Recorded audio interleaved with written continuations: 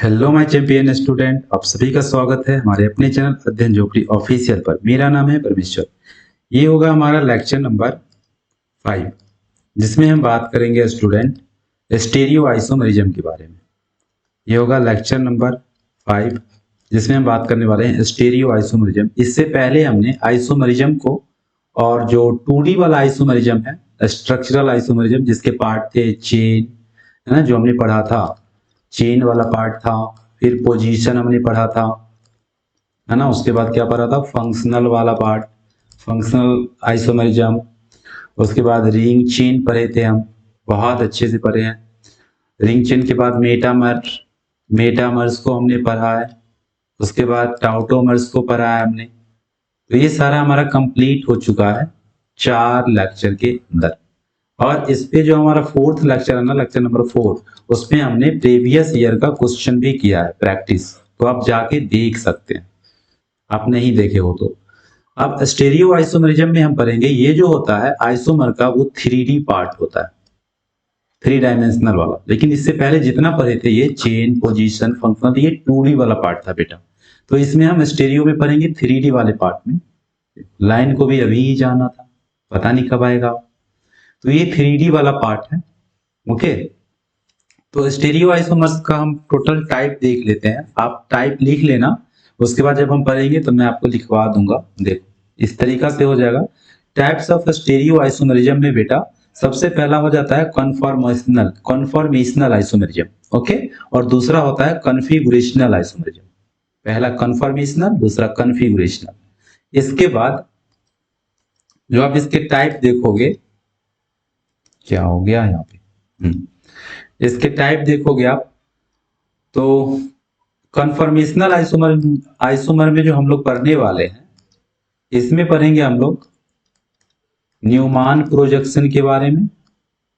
Newman scientist का नाम था बेटा, Newman projection.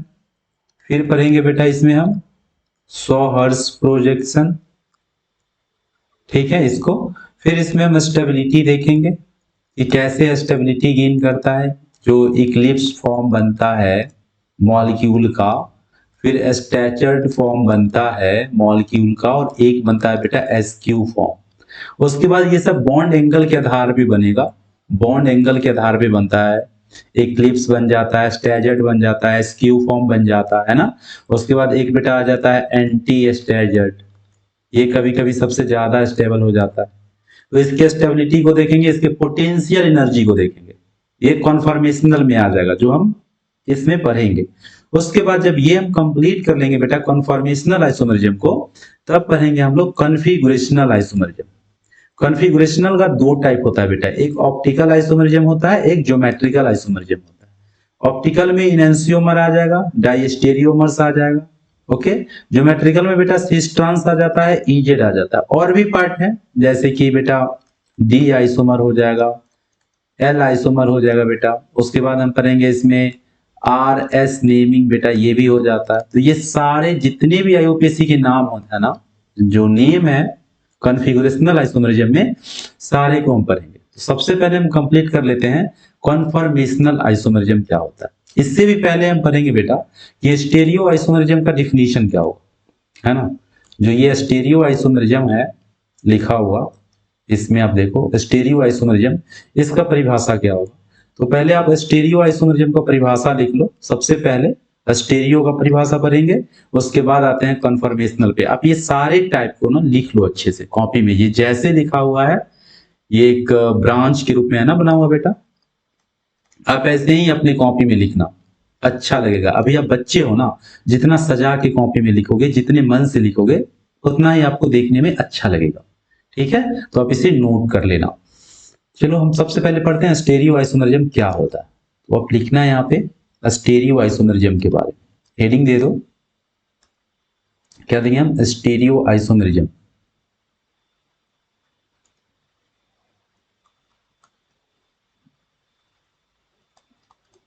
Stereo isomerism,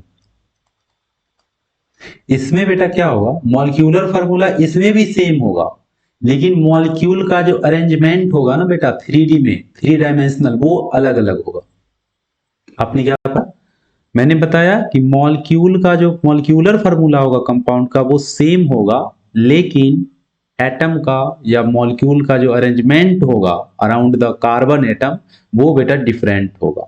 3D में, 3D स्पेस में डिफरेंट होता है, डिफरेंट अरेंजमेंट होगा, तो उसी को हम स्टेरियो आइसोमरिज्म कहेंगे। ठीक है, इसका बस सिंपल सा परिभाषा है कि दोज आइसोमर, अब बस लिखते चलो इसको अच्छे से पहले,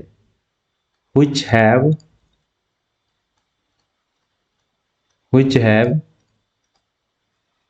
same structural formula, which have same structural formula, formula तो सेम होगा बेटा, बट डिफरेंट क्या होगा, बट डिफरेंट। एक बात ध्यान रखिएगा बेटा जी, ये सारे IUPAC नेम, GOC और आइसोमरिज्म आप कंप्लीट करके ही जाना केमिस्ट्री का एग्जाम देने। जब भी आपका एग्जाम है, CBSE का हो या फिर बिहार बोर्ड वाले हो या किसी भी बोर्ड वाले हो, यूपी बोर्ड वाले, MP बोर्ड वाले, वेस्ट बंगाल वाले, या फिर आप नीट जेई देने जा रहे हो, ये 3 टॉपिक आपका कमजोर है ना केमिस्ट्री में, आइसोमरिज्म, GOC और क्या IUPAC, तो एग्जाम देने मत जाना, टाइम बर्बाद हो जाएगा वहां पे जाके। ठीक है, ऐसा फेल करोगे मार्क्स नंबर भी देखने का मन नहीं करेगा, क्योंकि इससे बहुत ज्यादा क्वेश्चन आता है बेटा। तो इस 3 को आप कंप्लीट करके ही जाना। और मैंने प्ले लिस्ट बाज बहुत अच्छे से लेक्चर को बनाया है, मैंने प्रीवियस ईयर के क्वेश्चन को डाला है। आप उतना करके जाओगे तो आपके एग्जाम में माइंड में क्लिक होगा क्वेश्चन और आप सही करके आओगे। और एक क्वेश्चन बेटा सही हो जाएगा तो 4 नंबर तुम्हारा बढ़ा, सोच लो। और वही गलत होगा तो 4 तो गया ही, साथ में एक और चला गया, मतलब 5 नंबर तुम्हारा गया। अब तुम सोच लो, तुम्हें 5 नंबर गमाना है या 4 नंबर तुम्हें अर्न करना है। अगर अर्न करना है तो अच्छे से इस टॉपिक को कवर करके जाओ, ऐसे ही पैसे बर्बाद मत करो फॉर्म भर के यार। फॉर्म भर देते हो, एग्जाम में सबसे पीछे रहते हो, नंबर कम लाते हो, फैमिली वाले को टेंशन, तुम्हें भी टेंशन होता है कि मेरा नहीं हुआ, लेकिन तुम ये एक्सेप्ट नहीं करते हो कि तुमने पढ़ा नहीं। तुम 2 घंटे रील्स देख लेते हो लेकिन पढ़ोगे नहीं 1 घंटे। पहले पढ़ लो, रील्स ऐसे बन जाओ कि तुम्हारा रील्स कोई और देखे, तुम मत देखो किसी का रील्स, तुम बस पढ़ाई पे ध्यान दो। ठीक है, तो स्टीरियो आइसोमरिज्म का हम लोग पढ़ रहे थे।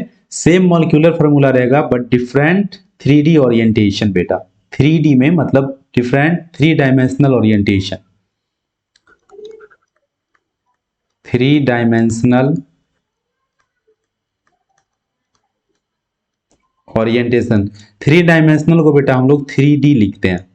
अब ये बार बार रिपीट होगा तो बार बार हम लिखेंगे नहीं 3 डायमेंशनल 3 डायमेंशनल, तो अब 3D लिखना, 3D ओरिएंटेशन होगा इसमें।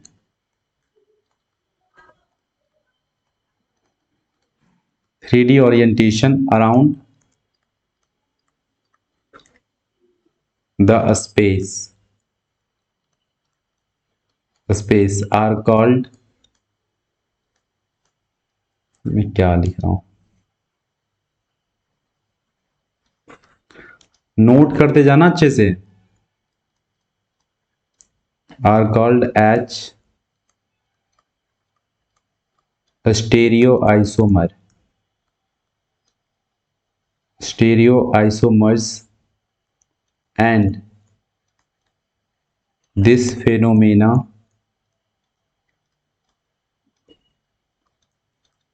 is known as stereoisomerism बेटा। चलो इसे अच्छे से नोट करो, एग्जाम्पल्स इस पे समझो। मॉलिक्यूलर फार्मूला सेम होगा लेकिन 3D स्पेस अलग अलग होगा। बस एक मैं छोटा सा एग्जाम्पल बता रहा हूं अभी, बस एग्जाम्पल समझना, हमें समझना है। इसमें कौन सा पार्ट समझेंगे, तो कन्फर्मेशनल को पढ़ेंगे, इसमें तो चर्चा इसी पे होगी, हम इसी को पढ़ने वाले हैं, ये सबको बाद में देख लो।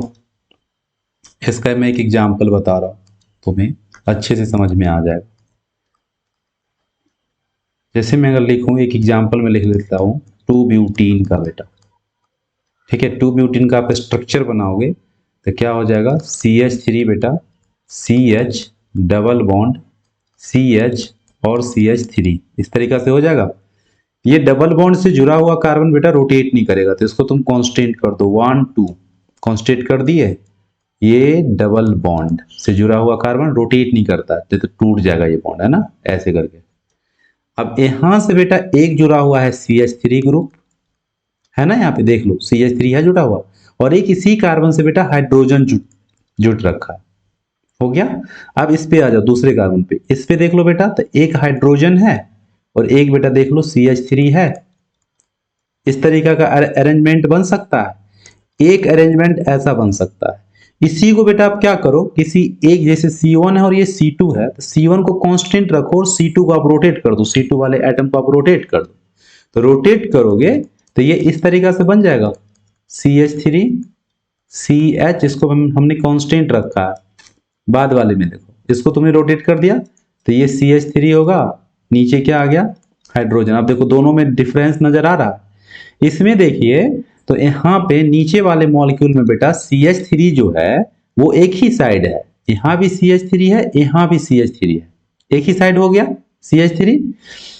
ऊपर देखो CH3 और इसके सामने इधर से अपोजिट डायरेक्शन में CH3 है, तो जब आमने सामने वाला बेटा बराबर होना, विपक्ष इसको बोलते हैं, बराबर होगा, तो विपक्ष को इंग्लिश में कहते हैं ट्रांस, तो ये ट्रांस आइसोमर हो गया। और ये बेटा जब एक ही साइड का बराबर हो तो इसको बोलते हैं समपक्ष, समान पक्ष वाला बराबर है, तो इसको बेटा बोलते हैं हम लोग सीस आइसोमर। ये तो मैं उदाहरण बता रहा हूं, मैं तुम्हें सीस ट्रांस पढ़ा नहीं रहा हूं, जब मैं बताऊंगा तुम्हें आसान लगेगा। हमने क्या पढ़ा इसमें, स्टीरियो आइसोमरिज्म का परिभाषा पढ़ा, और उसके बाद एक एग्जाम्पल देखे छोटा सा, ये इस तरीका से हो जाता है बेटा। चल अब हमें पढ़ना, एक्चुअली आपने क्लासिफिकेशन लिख ही चुके हैं आप, कॉन्फॉर्मेशनल होता है, कॉन्फ़िगरेशनल होता है, हमें पढ़ना है कॉन्फॉर्मेशनल सबसे पहले। तो चलो कॉन्फॉर्मेशनल पे आ जाते हैं, इसको आप लिख लेना, 2 ब्यूटीन का एग्जाम्पल है, आप लिख लो, स्क्रीनशॉट ले लो, ठीक है, ठीक है। चलो आगे बढ़ते हैं हम। कॉन्फॉर्मेशनल आइसोमरिज्म, सबसे पहले इसका हम डिफिनीशन लिख लेते हैं, छोटा सा डिफिनीशन, उसके बाद इस पे चर्चा करेंगे हम। तो डिफिनीशन लिखोगे तो लिखेंगे क्या, those stereo isomers which are formed by the free rotation, those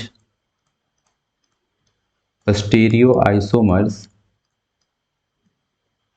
क्योंकि ये सारे स्टीरियो आइसोमर्स के पार्ट हैं तो स्टीरियो लगेगा, those stereo isomers which are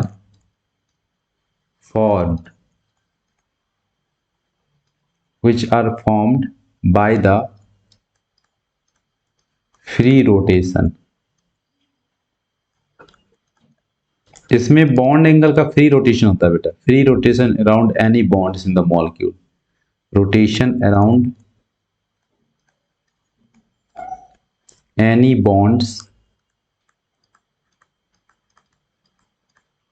in the molecule, ठीक है बेटा। इसमें ना बस आपको क्या होता है कि बॉन्ड रोटेट करता है, बॉन्ड एंगल चेंज हो जाता है इसमें। इसी में हम लोग पढ़ेंगे कौन सा प्रोजेक्शन, तो पहला पढ़ेंगे इसमें बेटा हम लोग न्यूमान प्रोजेक्शन, न्यूमान प्रोजेक्शन, ठीक है। और बी नंबर में देखेंगे सौहार्स प्रोजेक्शन, तो सौहार्स को भी देख लेंगे और न्यूमान को भी देख लेते हैं। चलो सबसे पहले हम पढ़ते हैं न्यूमान प्रोजेक्शन में कैसे करते हैं, मॉलिक्यूल का अरेंजमेंट कैसे करते हैं, ठीक है। तो आप ए नंबर वाले को अंडरलाइन कर दो कि हम लोग पढ़ रहे हैं न्यूमान प्रोजेक्शन, ओके। अब इसमें कुछ बात है बेटा, चलो यहां पे लिख देते हैं हम न्यूमान, इसको मिटा मैं दे रहा हूं, मिट क्यों नहीं रहा है,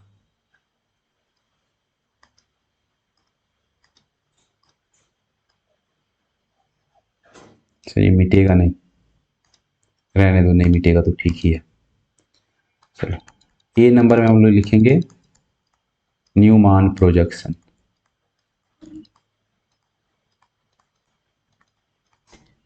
देखो न्यूमान प्रोजेक्शन में बेटा ध्यान रखना, आपको करना क्या है कि एक पहला पॉइंट इसमें हम लिखते जाएंगे कि इसमें बनता है 2-3 स्ट्रक्चर बनता है, जैसे एक बनेगा बेटा इक्लिप्स्ड वाला, इक्लिप्स स्ट्रक्चर, ठीक है, इक्लिप्स स्ट्रक्चर बनेगा। एक उसके बाद बेटा बनेगा इसमें दूसरा जो बनता है उसको भी लिख लेना, वो बनेगा एसक्यू स्ट्रक्चर, एसक्यू वाला, ठीक है, एसक्यू, एसक्यू स्ट्रक्चर। ये सारे को लिस्ट करेंगे और कब कौन बनता है उसको भी देख लेते हैं हम लोग, ठीक है, एसक्यू स्ट्रक्चर्स। और तीसरा बनेगा इसी में स्टेजर्ड, स्टेजर्ड स्ट्रक्चर,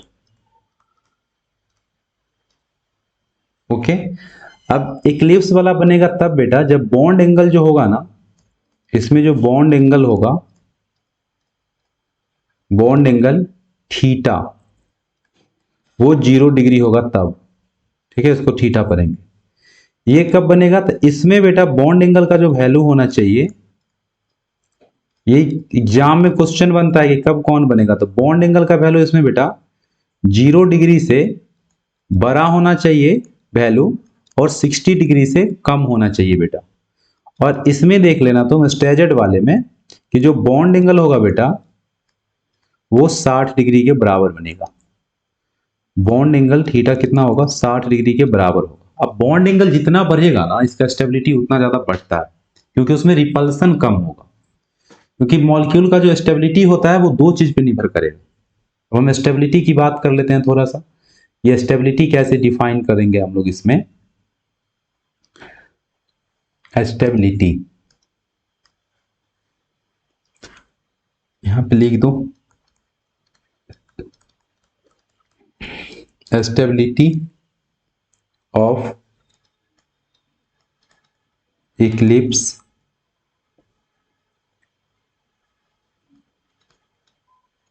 उसके बाद क्यू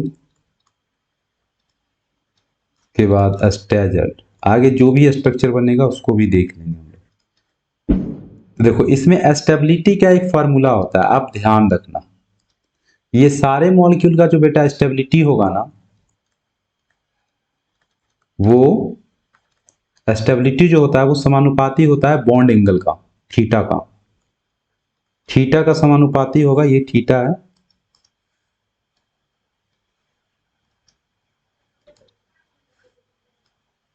मिट क्यों नहीं रहा है,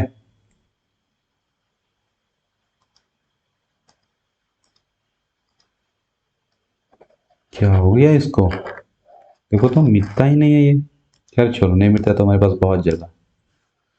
तो ये इसको इसको तुम थीटा मान लो, थीटा के समानुपाती होगा, बट उल्टा होगा किसका बेटा, तो पोटेंशियल एनर्जी का। पोटेंशियल एनर्जी जितना ज्यादा होगा ना, अभी ये मिटाएगा कि नहीं, ये भी नहीं मिट रहा है, क्या हो गया इसको।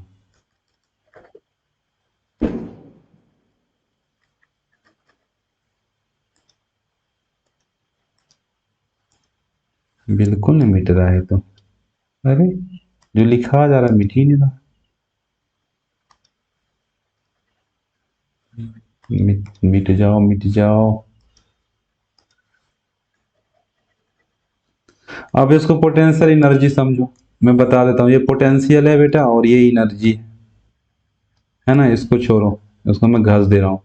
तो स्टेबिलिटी क्या होगा बेटा, थीटा एंगल के समानुपाती होगा, ये एंगल वाला पार्ट है, बॉन्ड एंगल इसको कहेंगे, यहां पर मैं लिख दे रहा हूं, ये बेटा बॉन्ड एंगल है। बॉन्ड एंगल के समानुपाती होगा, पोटेंशियल एनर्जी का क्या होगा बेटा, ये उल्टा होगा। उसके बाद और देख लो किस पे डिपेंड करता है इसकी स्टेबिलिटी। स्टेबिलिटी को और भी आप डिफाइन कर सकते हो इस तरीका से,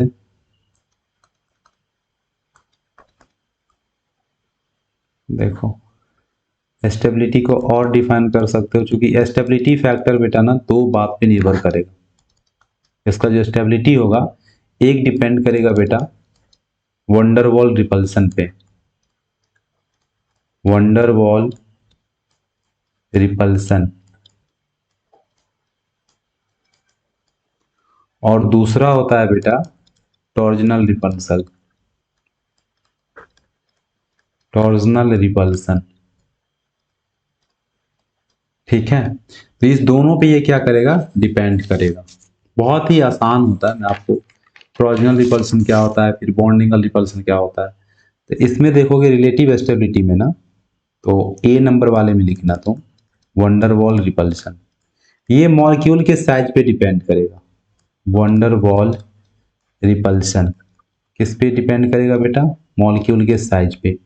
मतलब क्या, repulsion due to their sizes, क्या लिखेंगे, repulsion, repulsion occurs due to their size, due to their size, मतलब किसका साइज, तो बेटा size of atom. Okay, size of atom पे निर्भर करेगा वंडर वॉल रिपल्सन। और बी नंबर में हो जाएगा टॉर्जनल वाला पार्ट, तो ये बेटा इलेक्ट्रॉन पे निर्भर करेगा। इलेक्ट्रॉन नंबर ऑफ बॉन्ड्स जितने करीब रहेंगे उतना ज्यादा रिपल्शन होगा, उतना ज्यादा रिपल्शन होगा, और रिपल्शन होगा ना तो उतना ज्यादा उसका पोटेंशियल एनर्जी बढ़ेगा। एक चीज और रख लेना ध्यान, यहाँ पे मैं साइड में लिख दे रहा हूं कि जितना ज्यादा रिपल्शन होगा, रिपल्सन जो होता है बेटा मिटेगा। अभी तो मिट रहा है, उस समय मिट ही नहीं रहा था, उस समय मिट नहीं रहा था, अभी तो मिट रहा है। कहाँ चला गया, छोड़ो। तो जो रिपल्सन होगा वो हम क्या बता रहे थे, रिपल्सन होता है पोटेंशियल एनर्जी के समानुपाती, इसको ध्यान रखना। जितना ज्यादा रिपल्सन होगा उतना ज्यादा पोटेंशियल एनर्जी बढ़ेगा, और पोटेंशियल एनर्जी जितना ज्यादा बढ़ेगा ना, क्या होगा, मॉलिक्यूल का स्टेबिलिटी घटेगा। क्या होगा, डिक्रीज स्टेबिलिटी होगा बेटा, स्टेबिलिटी इसका क्या करेगा, घट जाएगा, डिक्रीज स्टेबिलिटी ऑफ मॉलिक्यूल। ठीक है, ये बात ध्यान रखना। अच्छा, टॉर्जनल रिपल्सन की बात कर रहे हैं, तो ये होता है बेटा the electron in the bonds, इसमें लिखेंगे हम टॉर्जनल वाले में, the electron, the electron in the bonds also repel each other। ये सब आपको अभी समझ में आ जाएगा। रिपेल ईच अदर एंड, मतलब इलेक्ट्रॉनिक रिपल्शन को टॉर्जनल रिपल्शन बोलेंगे, और जब मॉलिक्यूल का साइज के बीच में रिपल्शन होगा तो उसको वंडरवॉल रिपल्शन बोलेंगे। ठीक है, अब हम देखते हैं इसको ड्रॉ करके, मॉलिक्यूल्स को ड्रॉ करते हैं इसमें। जैसे आपको बताना है ना, न्यूमान प्रोजेक्शन बनाना है, हम लोग पढ़ रहे थे न्यूमान प्रोजेक्शन। मेनली ये है कि बनाते कैसे हैं न्यूमान प्रोजेक्शन। जैसे देख लो बेटा, आपको दे दिया एक नंबर में बनाने के लिए CH3 को, ठीक है, CH3 और CH3 दे दिया। अब देखो इसको कर लो कार्बन नंबर 1 और 2, अच्छे से सीखो। ये 1 और ये 2 हुआ, तो पहले वाले कार्बन, एक पीछे वाला कार्बन होता है, एक आगे वाले कार्बन होता है, तो पीछे वाले कार्बन को आप पॉइंट्स बता दो। इसको बनाना है आपको पॉइंट, और इसको बनाना है आपको सर्किल। बस एक को पॉइंट दिखाते हैं, एक को सर्किल से दिखाते हैं। तो पहले आप सर्किल से दिखा दो, आगे वाले एटम को दिखा दो, तो आगे वाले एटम को इस तरीका से दिखाओगे, ये रहा सर्किल। अब ये आगे वाला कार्बन एटम, अब इस कार्बन एटम से क्या जुड़ा हुआ है, ये हाइड्रोजन जुटा हुआ है, 3 हाइड्रोजन, तो अब 3 हाइड्रोजन दे दो बेटा इस तरीका से। यहां पे गया, यहां पे आ जाएगा, एक यहां पे आ जाएगा, इस तरीका से देना है। अब पीछे वाला एटम है, इसको पॉइंट से दिखाना है, पॉइंट से दिखा दिए। हम दूसरा कलर ले लेते हैं ताकि आपको समझ में आ जाएगा। ये पॉइंट से बता दिए, एक कार्बन को पॉइंट से, दूसरे वाले को सर्किल से। पॉइंट वाले एटम से क्या जुड़ा हुआ है, 3 हाइड्रोजन जुटा हुआ है, तो 3 हाइड्रोजन दे दो आप, यहीं पे दोगे ना, ऐसे डॉटेड लाइन खींच करके दे दो, यहीं पे दे दो, फिर इसको यहां पे दे दो, यही हो गया। अब देखो इसमें मॉलिक्यूल के ऊपर मॉलिक्यूल है बेटा, एटम के ऊपर एटम है, हाइड्रोजन के ऊपर हाइड्रोजन है ना। तो जब हाइड्रोजन के ऊपर हाइड्रोजन है तो इसको तुम इस तरीका से कर सकते हो, एक तो यहाँ पे आ गया, ये तो यहाँ पे चला जाएगा और ये यहाँ पे आ जाएगा, ठीक। तो यहाँ पे थीटा कितना होगा, 0 डिग्री होगा। और जब थीटा 0 डिग्री होता है बेटा तो इसका कौन सा स्ट्रक्चर बनता है, ये बनता है इक्लिप्स। अब देखो रिपल्सन कैसे काम करेगा, ये बॉन्ड, ये जो ब्लू वाला हाइड्रोजन है वो, और जो रेड वाला हाइड्रोजन है वो, रेड और ब्लू दोनों हाइड्रोजन एक ही काफी करीब है, काफी करीब है बेटा। तो यहाँ पे दोनों रिपल्सन काम करेगा, वंडर वॉल वाला रिपल्सन भी काम करेगा, वंडर वॉल रिपल्सन भी काम करेगा, ठीक है, ये भी काम करेगा। और दूसरा बेटा देखो, जब दोनों बॉन्ड करीब है तो दोनों के बीच में इलेक्ट्रॉन होंगे और उसके बीच भी रिपल्सन होगा, तो इसको हम बोलेंगे बेटा इलेक्ट्रॉनिक रिपल्सन, इसको बोलते हैं टॉर्जनल रिपल्सन, है ना। तो ये भी काम करेगा, दो दो काम कर रहा है रिपल्सन। रिपल्सन ज्यादा होगा तो बेटा क्या हो जाएगा, पोटेंशियल एनर्जी इसका बढ़ेगा, और पोटेंशियल एनर्जी बढ़ेगा तो इसका स्टेबिलिटी बेटा क्या होगा, डिक्रीज होगा, घट जाएगा, मतलब ये कम स्टेबल होगा। अब इसी को आप क्या करो बेटा, आप इसको रोटेट कर दो, थीटा को कितना ले जाओ, 60 डिग्री पे ले जाओ। तो जब 60 डिग्री पे करोगे ना तो देखो अब तुम्हें ये कैसा दिखेगा, ये सर्किल, ठीक है, सर्किल से 3 एटम जुड़ा हुआ है, चलो 3 एटम को हम जोड़ दिए, हाइड्रोजन होगा, ठीक है, उसके बाद यहां पे हाइड्रोजन है, यहां पे हाइड्रोजन है, तुमने इसको कर दिया है रोटेट। अब हम ले लेते हैं ब्लू वाला आइटम, तो ब्लू वाला आइटम ले लिए इस तरीका से, और इसको आप लिखोगे, तुम्हें 60 डिग्री पे ले जाना है ना, देख लो, एक इधर से खींच दो, इधर से खींच दो, पूरा मिड में ले जाओ, देखो हो गया। अब बताओ, ये देखने से ही लग रहा है इस वाले में रिपल्सन कम होगा, ब्लू वाला हाइड्रोजन रेड वाला हाइड्रोजन के बीच में डिस्टेंस काफी है, रिपल्सन कम होगा, इलेक्ट्रॉन बॉन्ड्स भी दूर हैं तो रिपल्सन कम होगा, और रिपल्सन कम होगा तो इसको बोलते हैं बेटा, यहाँ पे थीटा अगर 60 डिग्री बन रहा है तो इसको बोलते हैं स्टैजर्ड। ये जो हमारा बना, ये कौन सा स्ट्रक्चर बना, स्टैजर्ड बना। थोड़ा सा मुझे मिटाना पड़ेगा,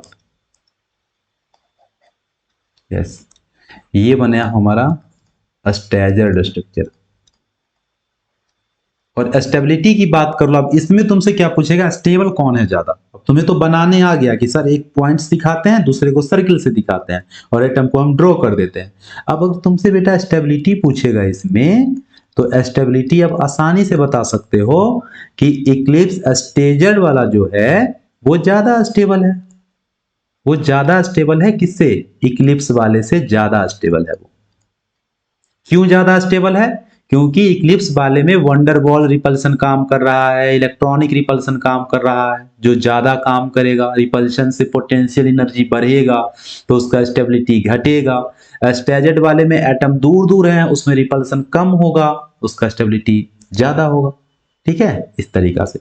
चलो दूसरे के, अब इसी को हम सौहार्स भी बना लेते हैं, उसके बाद फिर मॉलिक्यूल को ड्रॉ करते रहेंगे सौहार्स पे, न्यूमान पे।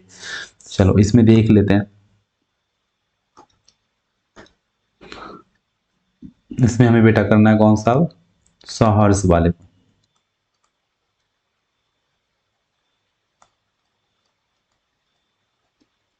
सौहार्स प्रोजेक्शन, ये भी आसान होता है, जैसे CH3 है बेटा और ये CH3 है, एक कार्बन 1 है और ये 2 है, एक को कह दो फ्रंट आगे वाला और एक कह दो बैक पीछे वाला एटम। एक फ्रंट एटम होगा, एक बैक एटम होगा।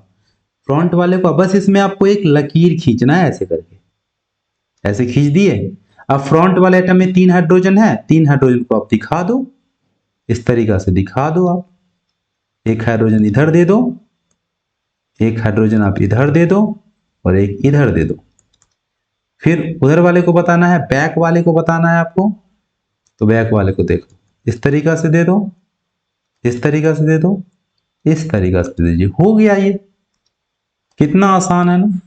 ये वाला आइटम बन गया तुम्हारा, और फिर से क्या बन गया, ये वाला आइटम बन गया। अब इसको तुम बेटा रोटेट भी कर सकते हो, रोटेट भी कर सकते हो, बिल्कुल। रोटेट करोगे तो देखो इधर वाला जो आइटम है ना ये ऊपर चला जाएगा, तो नीचे 1 हो जाएगा, ऊपर 2 हो जाएगा। ठीक है, इस तरीके से मतलब तुम इसी को ऐसा भी बना सकते हो स्ट्रक्चर। फिर से एक लकीर आप खींच दो ऐसे करके, ये आगे वाला और ये पीछे वाला आइटम, ये फ्रंट आइटम, ये बैक आइटम। अब ये 2 नीचे था ना, 2 ऊपर कर दो, ये ऊपर चला जाएगा ना 2। चलो ऊपर 2 चला जाएगा, इस तरीका से खींच देते हैं, 2 आइटम खींच दिए और नीचे ऐसा हो गया। अब इस ऊपर वाले को नीचे कर दो बेटा, इस तरीका से हो जाएगा, इस तरीका से हो जाएगा, और एक एटम हमारा बेटा ऊपर चला जाएगा। देखो हो गया, रोटेशन हुआ दोनों में। यही तो है सोहर्स प्रोजेक्शन। बिल्कुल आसान होता है, कुछ भी हार्ड नहीं है, आप ऐसे ड्रॉ कर सकते हो। अब हम एक एक एग्जांपल लेंगे और उस पर हमें दोनों का करना है क्या, सोहर्स और कौन सा, न्यूमान, दोनों को ड्रॉ करना है। न्यूमान प्रोजेक्शन भी, सोहर्स प्रोजेक्शन भी। अच्छा इसको ध्यान रखना, बॉन्ड एंगल 0 डिग्री बनेगा तो इक्लिप्स, 0 और 60 के बीच में बनेगा तो एस्क्यू, स्टैजेड बनेगा तो थीटा, 60 डिग्री होगा तो स्टैजेड। स्टेबिलिटी की बात करोगे तो स्टेबिलिटी में स्टैजेड सबसे ज्यादा, ये 1 नंबर पे स्टेबल होगा, 2 नंबर पे एस्क्यू, और सबसे कम होगा बेटा स्टेबिलिटी में इक्लिप्स। ध्यान रखना है, मैंने ये 1 2 3 क्यों लिखा है, 1 नंबर वाला स्टैजेड स्टेबिलिटी में होगा, ये स्टेबिलिटी लिखा हुआ है ना, फिर दूसरा एस्क्यू होगा, तीसरा इक्लिप्स होगा। देख लेते हैं और भी हमें अच्छे से समझ में आ जाएगा।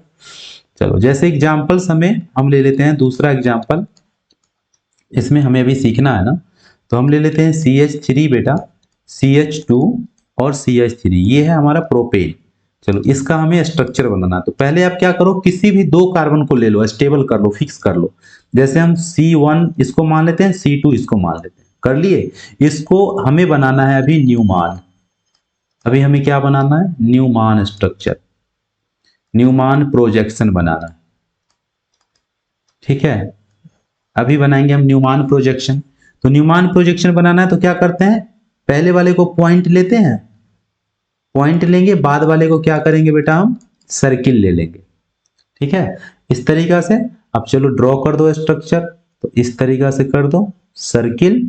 अच्छा एक पॉइंट दे दो, यहाँ पे पॉइंट दे दिए, और पॉइंट C1 पॉइंट है हमारा, तो इस पॉइंट से देखो 2 हाइड्रोजन है और एक मिथाइल ग्रुप जुड़ा हुआ है।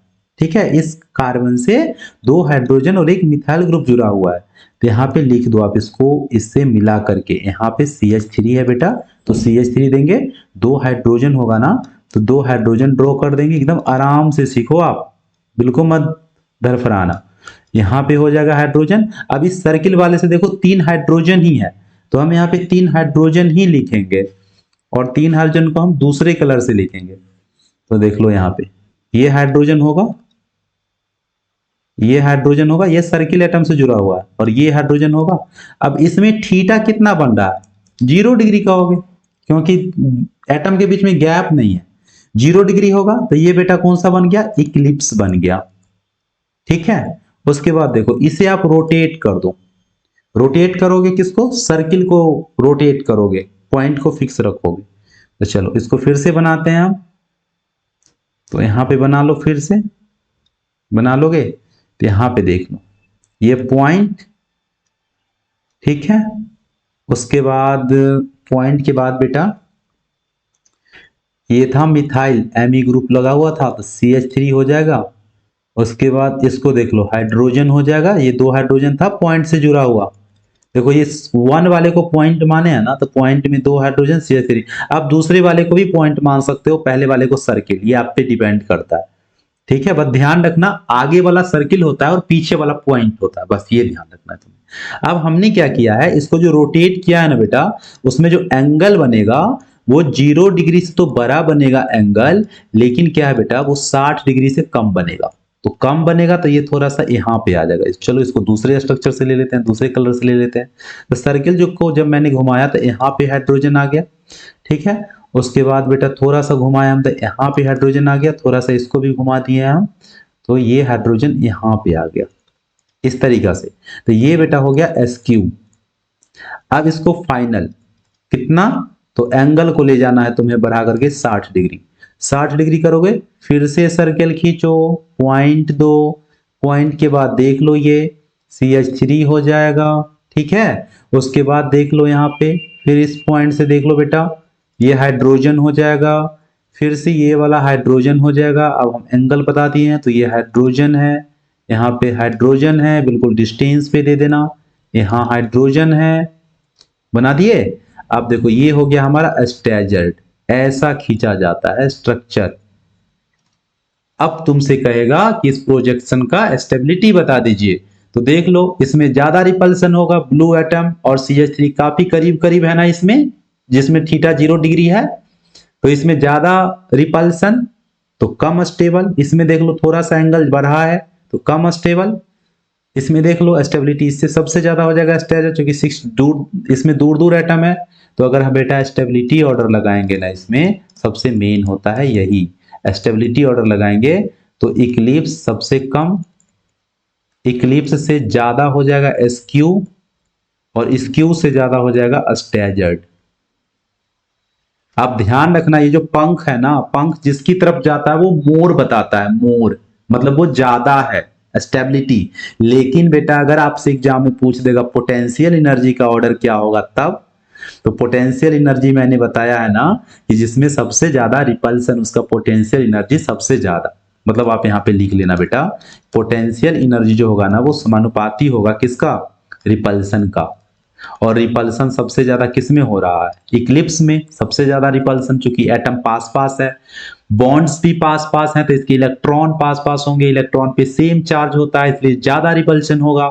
SQ में इससे कम रिपल्सन होगा, सबसे कम रिपल्सन होगा स्टैजर्ड। तो बेटा अगर पोटेंशियल एनर्जी पूछेगा तो तुम क्या बताओगे, पोटेंशियल एनर्जी का ऑर्डर बेटा मैं यहाँ पे बता देता हूँ। इसमें ये दोनों क्वेश्चन पूछा गया, अगर स्टेबिलिटी पूछा जाए तो इक्लिप्स से ज्यादा SQ, SQ से ज्यादा स्टैजर्ड, और पोटेंशियल एनर्जी बेटा पूछा जाएगा तो आप बताना कि सर इक्लिप्स का सबसे ज्यादा होगा, उसके बाद SQ का, और सबसे कम पोटेंशियल एनर्जी बेटा स्टैजर्ड का होगा। एकदम नोट कर लेना अच्छे से, बिल्कुल दिमाग से नहीं उतरना चाहिए तुम्हारा। स्टेबिलिटी ऑर्डर ऐसा होगा, पोटेंशियल एनर्जी का ऑर्डर ऐसा होगा, ठीक है।